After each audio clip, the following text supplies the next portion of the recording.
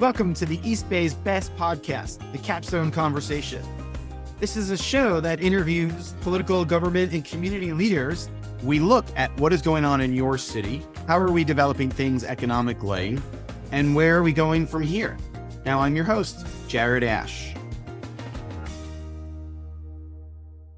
Welcome to today's episode of the Capstone Conversation. We're out in East Contra Costa County with the city of Oakley and council member and former mayor, Aaron Meadows. Aaron, why don't you go ahead and tell us a little bit about yourself and a little bit about Oakley? Well, first off, thank you for having me, Jared. I was elected in 20, so served for 3 years now. I just completed my year as mayor. We just had a rotation last Tuesday, and now we have Mayor Nissa Williams. Well, I've been a lifelong Oakley resident. Family's been here since the 1800s, so I believe is my city, and my business is here.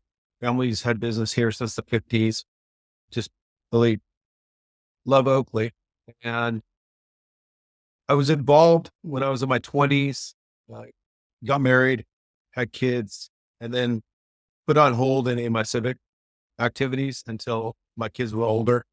And the opportunity presented itself in 20 to run, and I did. And I'm glad I did. That's great. I know that feeling. I have 3 little daughters, and every time I'm away at a work event or a community meeting, I would sit on the county transportation authority citizens advisory committee. I'm always like, how long is this meeting? Can you help me with bedtime? And so I certainly understand the commitment to public service and appreciate everything everybody does in our communities. You talked about being a lifelong resident of Oakley, being involved for a long time, but Oakley is one of the newest cities in Contra Costa County in the Bay Area. Talk about some of the challenges that has had and how the city has risen to those. So we are the newest city in Contra Costa County. In 2024, we'll be celebrating our 25th anniversary. So it's the newest city, but they're still 25 years old. Challenges would be when we split off from the county, the property tax split that we received was very low. So we don't have the same kind of financial resources as some of the other communities, or as all the other communities in Contra Costa County. So we have to do what we do on a limited budget. So it hinders what some of the services we can provide to our citizens. But there's also positives too. We can't just spend money without a lot of thought. Historically, Oakley's been fiscally conservative. That makes sense. And that's come up, I think, in Hercules too, where they have a limited tax base compared to other cities, and it creates a tighter investment budget into their future versus services today, kind of as they compared it, I think.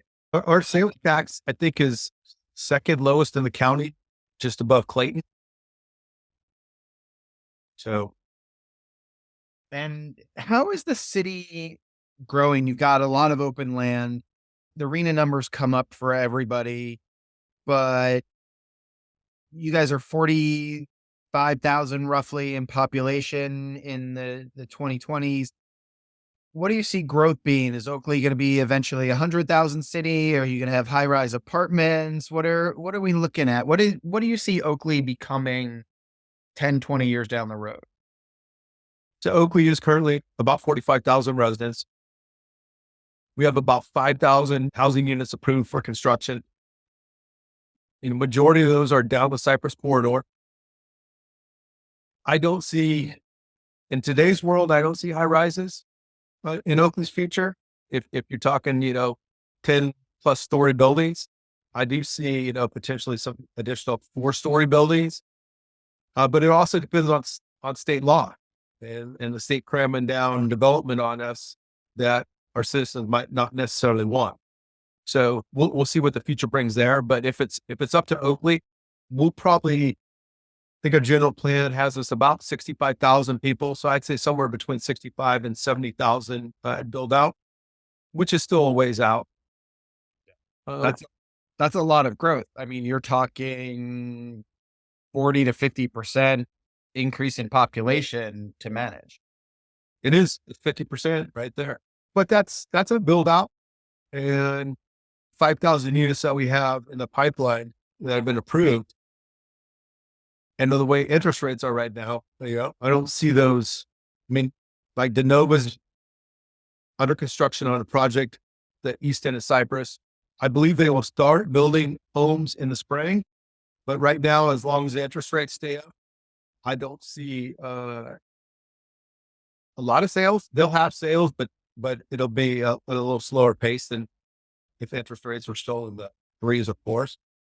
Yeah, that makes sense, right? With just the housing market overall. But that's interesting when we talk about the lack of housing and supply that you have 5,000 already approved and are waiting to sort of go through the process of being built. Most of the time, we're talking about cities that can't get housing approved because of objections and everything. So you guys are Well, looking at that. you mentioned arena numbers. Arena numbers actually went down in this cycle a little bit, and that's because we didn't hit 100% of our target in the last cycle, but we did a better job than most cities in Contra Costa County. And so for the current cycle we're in, our numbers did go down slightly.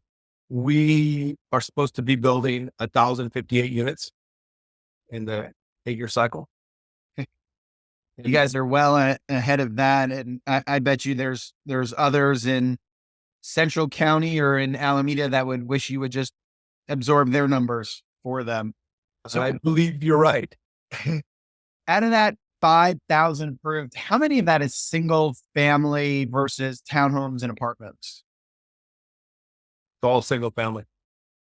Really just talks about the type of different community that it's developing versus a Pleasant Hill, which is trying to build townhomes and apartments and condos to absorb it because they don't have the space that Oakley has. We're 25 plus years behind Pleasant Hill.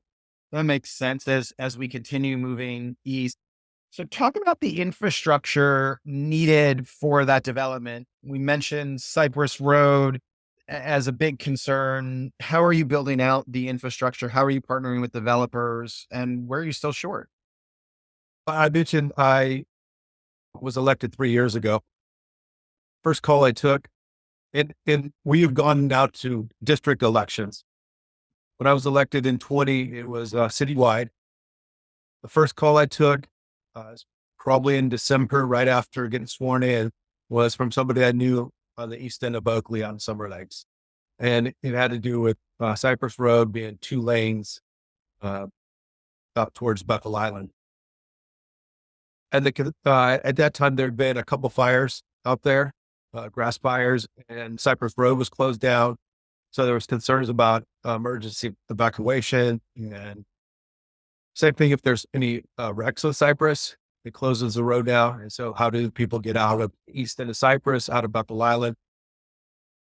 So for 3 years, we've been working on addressing it. We approved a contract to depending on the area, 4 to 6 lanes from Knightson Avenue to just west of the Contra Costa Canal, which should start early 2024. We've been working with the developer, TI Capital, that owns the north and south sides of Cypress Road between the canal and Buckle Island Road. We have agreed to build the road. The city has agreed to build the road. They're giving us the right of way, the plans. And so our time frame is to have that road completed all the way to Buckle Island Road within 3 years. But on the first segment that we're working on, we keep getting roadblocks from the feds. We need a permit from the feds, and they've been dragging their feet. But we're doing what we can to push that process along. That is the top priority for our city council. And I think I can't speak for every council member, but if you were to ask them, I believe they would agree that's the top priority. And what's the issue with the feds? Bureau of Reclamation needs to sign off on permit. Oh, yeah. And they run 2 to 3 years. Is the congressman helping you guys out? Is he aware of it? Congressman DeSalle is aware of it, and we've met, and he's doing what he can. He is not a hindrance at all. He's helping. The Bureau drags their feet, and then we expected last Friday to sign, and it went back to the attorneys, the Bureau's attorney. So we'll see what happens. All right. And similarly, I was talking to the mayor of Rio Vista recently, which is at a far corner of Solano. But I just learned that there's like the shortcut through 12 and 160 that dumps into Oakley as a place where people can work and travel. But their concern in Rio Vista is the same. They have Highway 12, which is, I think they consider a 1-lane road, which in each direction, which is, I think, related to Blood Highway 12. They call it at Caltrans. They know it's a problem. There's also concerns with Rio Vista with fires, because if they get out and their bridge is up at the time where they need to get out, they have no control locally over a drawbridge, and they're trapped. And they want to get to, and that's the case. They want to get to Oakley and get out through that 1-lane road. So interesting how, right, if you look at the map, Bethel Island and where they come in from Rio Vista, how that's just infrastructure that Caltrans has never developed, mostly because you haven't had population out there for a long time. Now population change, Caltrans might need to take a look. So in our case, it's us, not Caltrans, having to do it. I mean, historically, the land was under county control, and technically, every home that has been built east of Knightson Avenue to date was approved by Contra Costa County. Some of those were built in what's now Oakley, but Delta Coves on Bethel Island is adding homes. So they're adding to the problem also, but not helping with the road. The road falls back onto the city. Do you think, is there other areas around Oakley that have, in the unincorporated county, that eventually might incorporate into Oakley? Or are you guys now all have taken, when you formed 25 years ago, did it include all of that? So when it formed 25 years ago, it did not include everything within our current boundaries. There was land added to the east down Cypress corridor. I believe in 2006, it was annexed in. So we have grown to the east a little bit. Do I see us annexing anything in the future? I won't say no, but it won't be anything major. If you're tired of just listening to my voice and you want to see us in video, the Capstone Conversation has its own channel out there on YouTube. It is the exact same as the podcast episode, but for those of you who would like to see our guests, watch it on your tablet while you're doing the dishes or whenever works for you. Thanks for joining us, and hit subscribe, whether you're at your podcast app or on YouTube. Let's talk about everybody's familiar that you guys have that huge Amazon logistics center out there. Talk a little bit about how that has impacted the town, from an economic development standpoint, from a workforce standpoint. What has sort of been the impacts since that's been built? I don't have numbers. I don't have the data on it, but That's okay. I mean, if you look at our property taxes in Oakley, I believe 2 years ago, I believe the last 2 years we were number one at property tax increase. 2 years ago, it was like 16+%, almost 17% increase in property taxes. And homes were selling. The values on the residential properties were going up, but it's also when the Contra Costa Logistics Center was coming online and some of the buildings were being final. So I believe it's added substantially to our property tax revenue. And then the assessments that we place on there, like for police purposes. I don't have the number of jobs in there. It was talked about it being 2,000 plus at build out. It's built out at this point. I know the last week or so I've driven by there, and there's more, obviously because of Christmas, but there's been a lot of traffic, a lot of trucks coming in and out of there. So it's definitely active. And I was telling you offline, but on last Tuesday, we received an application to build to the east and to the south of the current logistics center, uh, similar space. It'd be 3.2 million additional square foot that was in the application, almost 2 times the size of the current project. And is that for Amazon, or who would take over that facility? There's no users lined up yet. Okay. Uh, It's the- just the developer building it, believing that they could attract somebody to that location. Correct. My understanding, I believe they're looking at a 5 to 10 year time period to get it done. And the developer is an experienced developer around the country. Used to work for a big warehouse developer, and I don't know how they necessarily structured it, but looks like probably be a joint venture with the property owner.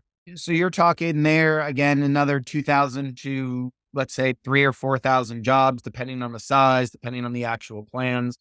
What kind of impact would that have on Oakley, on the population, on the housing out there?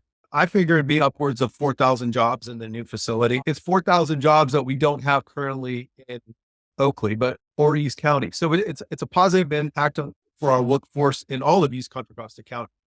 And I know you've interviewed Mayor Joel Bryant earlier today. We all really need to work together. And if you look at East Contra Costa County as a region, we're only maybe 350,000 people between Discovery Bay and Bay Point, which would be a good sized city, but we wouldn't be bigger than Oakland or Stockton or Sacramento. So some of the issues out here, we need to work together. And the one I would push for, and I think board supervisors have with the northern waterfront, but is economic development in East Contra Costa County. Because the jobs that will be added at the logistics center benefit Antioch and Brentwood and Pittsburgh. And so not just Oakland. Well, and that came up with a previous interview I did with the Bay Area Council's Jim Wonderman, and his advice to a lot of the people, particularly in Contra Costa County and Solano County, is stop competing over each other for jobs, right? If a life science company or hub develops at the Concord Naval Weapons Station, that will benefit everybody. Pool resources, pool your branding to do that. It doesn't have to be in Martinez to create the win. That helps everybody's housing. And he used an example of the Tri Valley and Innovate Tri Valley. They came together at a Livermore Labs and really got the business and nonprofit community together. And it was sort of interesting saying, like, we don't do that very well out here in Contra Costa, or for those people in Solano, as a problem. So talking about that, how do the cities out in East County form a better partnership to attract businesses? Pre-COVID, the 4 cities in the county were meeting. We had not had any meetings in the 3 years I'd been on council until last month. We came together, the 4 cities and the 2 supervisors came together to start meeting again. And we will be doing that 4 times a year now. So we'll go back to that. In the meeting, we talked about different topics that we wanted to talk about, work on regionally. I brought up economic development. There were other issues brought up. My comments were that same thing. I pointed out the size of the region and that we really need to be working together, because if Oakley gets the additional space at the logistics center, it benefits everybody else. There's Brentwood's got some attributes that can help bring in employers. They've got the area south of Home Depot and the area around there. Antioch and Pittsburgh have waterfront and rail access. And so we all have something we can bring to the table. Byron Airport. So instead of everybody, all 4 cities trying to compete for a Google, we work together, because if Google can land in Brentwood, it helps our residents. And, if we have the distribution center Oakley, that helps everybody else's too. So Yeah, that's great. What else came out of that meeting? What were other priorities that were talked about other than economic development? I think we talked about infrastructure a little bit. Homeless issue was brought up. What's the homeless situation out in East County? And it probably varies because I would say Pittsburgh, Bay Point, Antioch might have different concerns than Oakley and Brentwood, which are more single family, more spread out, but it spills over. Yeah. At the point in time count last, I guess January, February, I mean, we had 9 homeless that were counted in Oakley. We were down. I think Brentwood was down.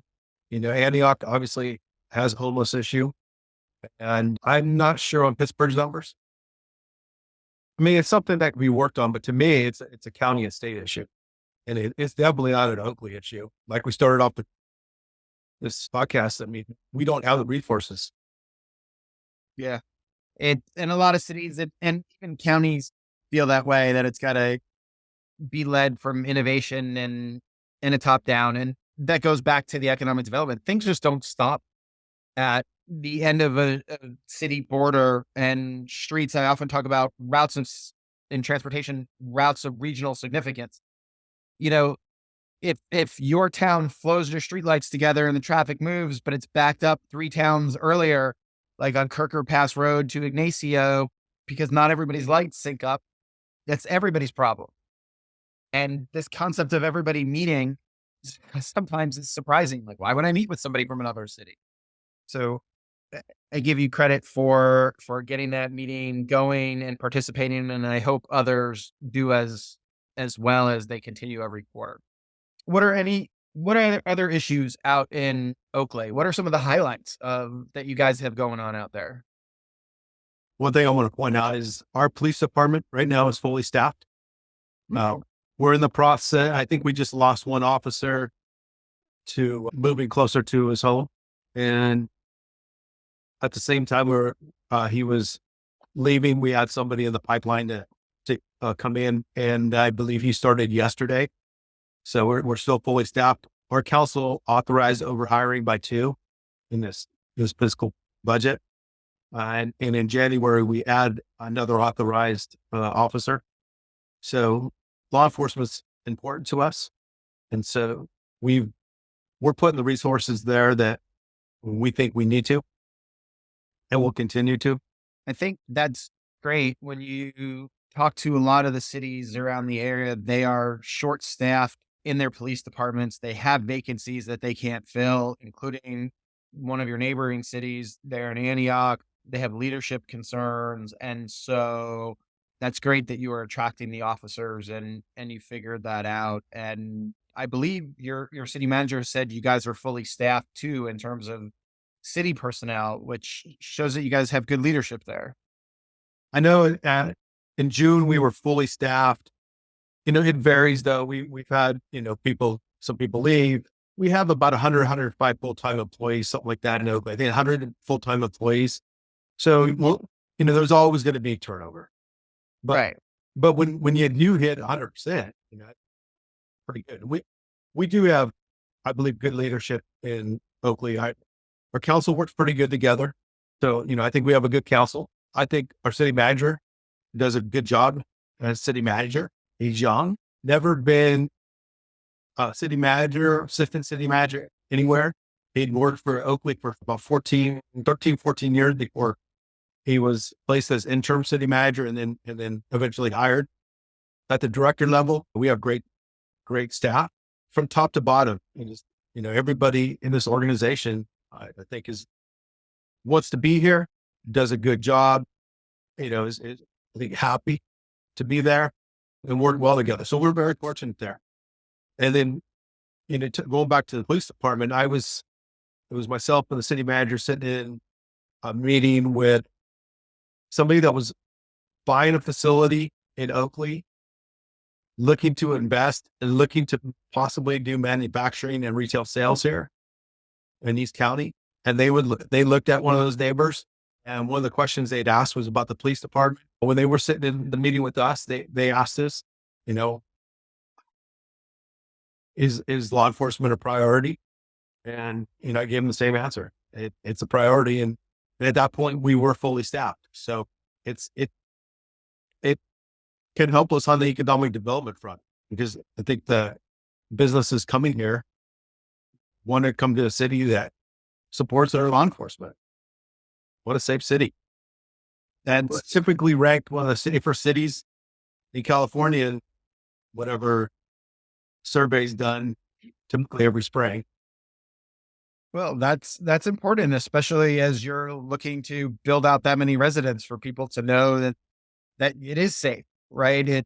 The opposite of Oakland in a lot of ways, not just for safety, but in so many other ways too. But yeah, I think it's interesting. You talk about it's a small city in terms of staff, a smaller budget than a lot of cities. The way you talk about the property tax sharing revenue, but you're at 100% capacity. So cities that might have more staff, that I think the largest city in the county might have 3 times more staff than you, but I think their planning department has 12 or 15 openings right now.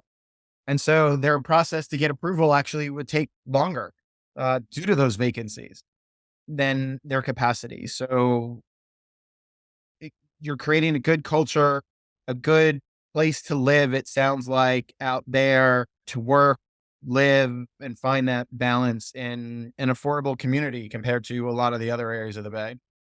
Yeah, I agree with that statement.